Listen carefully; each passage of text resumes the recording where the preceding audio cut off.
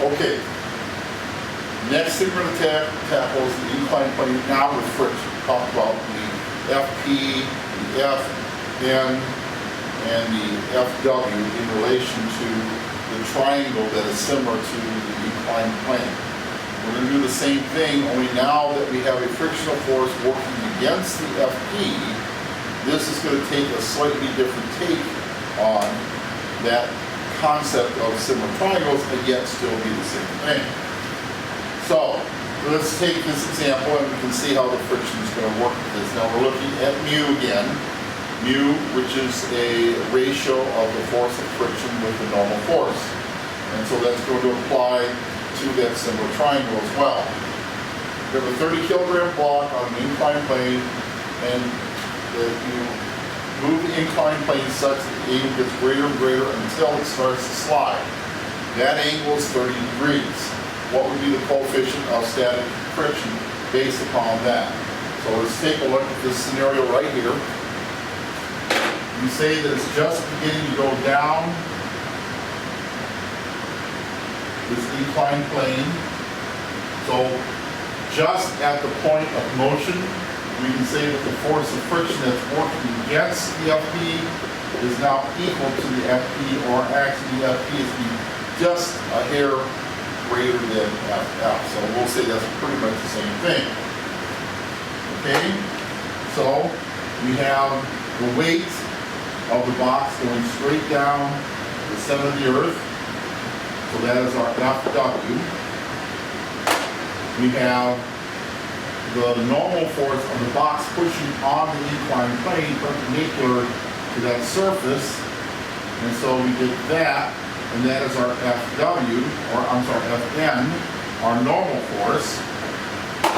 And then this right here is the parallel force that we see taking place right there.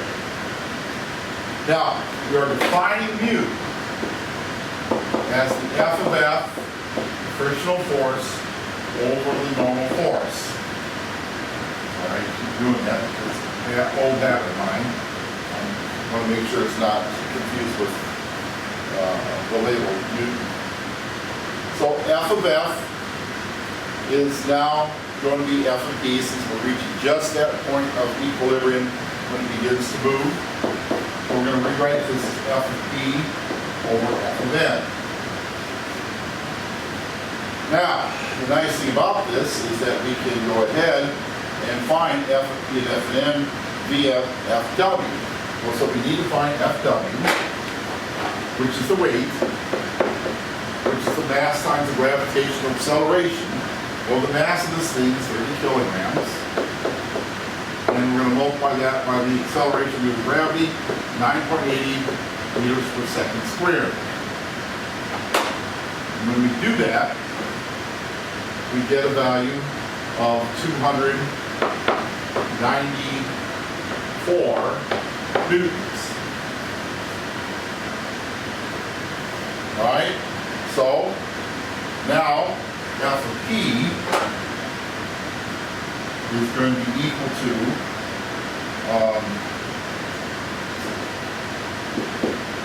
FW times, here's your angle of 30 degrees here, and so that's going to be opposite over hypotenuse here.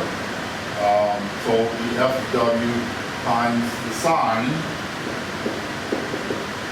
of 30 degrees over FW times the cosine of 30 degrees, which is actually, since I found this in green to be consistent here, FW times the cosine of 30 degrees. Now, we already know that FW rather is 294 newtons, so we could substitute that in for both of them. Or we could leave it like that and just cancel all the numbers the same on both sides. And we simply take the sine of 30 degrees and divide it by the cosine of 30 degrees. And we get our answer of 0.576.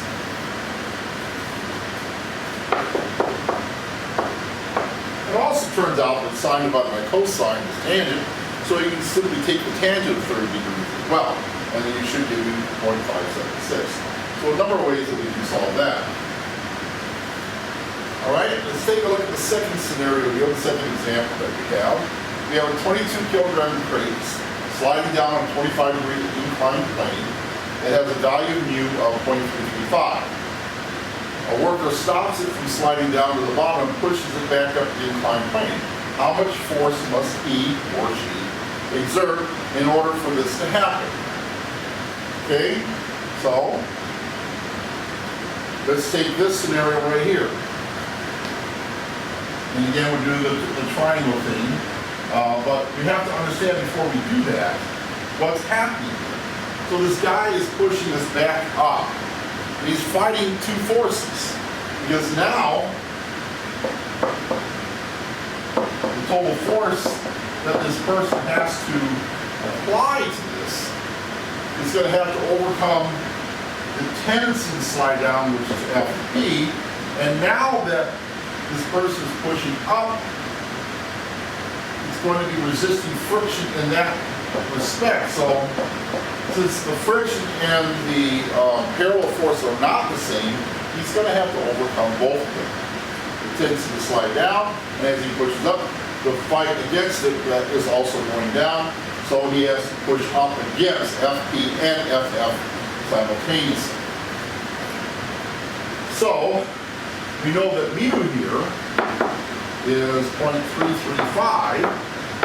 So let's take a look at what that means. This is the ratio of F of F over F of N. And since F of F and F of P are not in equilibrium like they were in the last problem, we don't substitute F of P in for F of F, we leave it as is. Okay? So now, we have the triangle here. 25-degree angle right there as well. This is Fn, this is Fw, and this is Fp.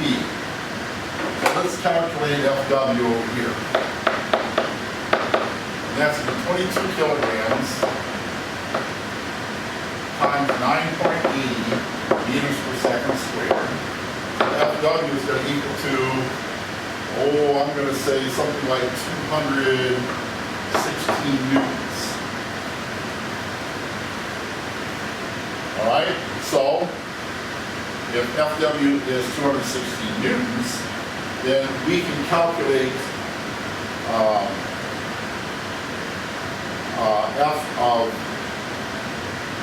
P as being the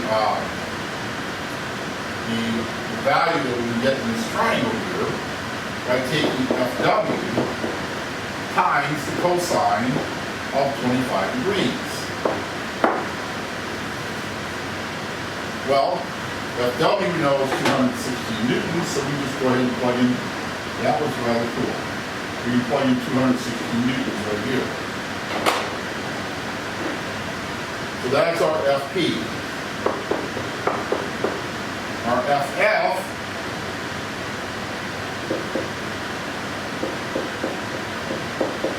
well,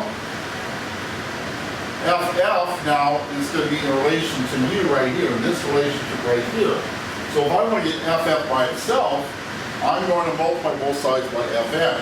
So that means that F of F equals 0.335 times F of N. And we know F of N is going to be Fw times the cosine of 25 degrees here. So I can replace this Fn with Fw cosine 25. But we know Fw is 216 newtons, so I can go through and plug, I don't know how I'm doing that, but there you go, 216 newtons for this.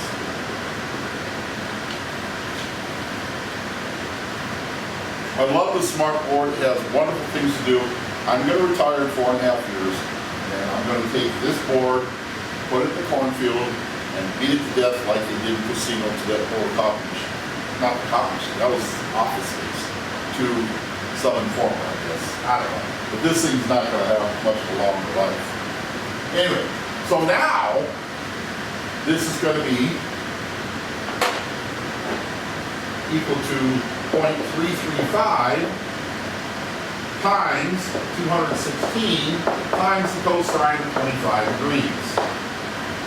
And these two added together